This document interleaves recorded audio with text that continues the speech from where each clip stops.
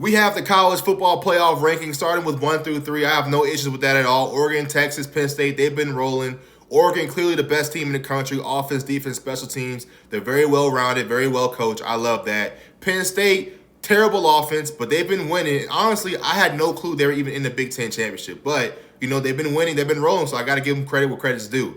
Now, Notre Dame, I've been really critical of them because they lost to NIU, which I believe is unacceptable. And for some reason, they haven't left the top 10, top 8, really the top 6 since that loss. I don't get how, because I've seen teams who've lost to Power 5 schools drop 5 spots, but they've been in that 5 to 6 spot. Now they're at 4, which I mean, their credit, despite, I believe their strength of schedule isn't that great, but they've been rolling. So I got to give Marcus Freeman and his squad credit for that. Georgia and Ohio State, 2 teams that are crushed by quarterback play. Terrible quarterback play from both teams. Not terrible, but very average quarterback play than what they're used to having. Tennessee and SMU, no argument there at all. They've been rolling. I will argue that Tennessee should be ranked ahead of Ohio State. Indiana, I've said it before, they should not be punished because of their strength of schedule. They've been rolling through the Big Ten, and they were a team with no expectations, with a brand new head coach, a team that hasn't had success in a very long time, and they came out this year like a whole totally brand new program, and they've been pretty good. So I think they should be there at 9 and make the playoffs.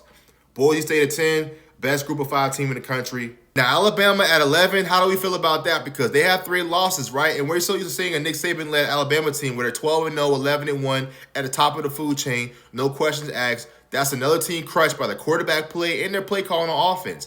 And their loss to Tennessee, I don't fault them for that. Tennessee's a great team, and they're 7 for a reason. But losing to Vanderbilt and Oklahoma, 2 unranked teams, unacceptable.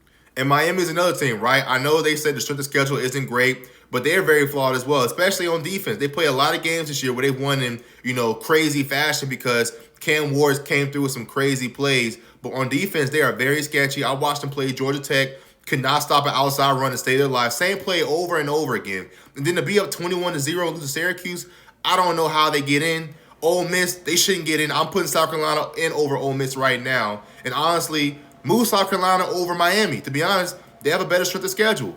I don't know about Alabama at 11, but I know we all say the head-to-head matchup does matter, and Alabama did beat South Carolina. So what do you guys think about the college football playoff rankings?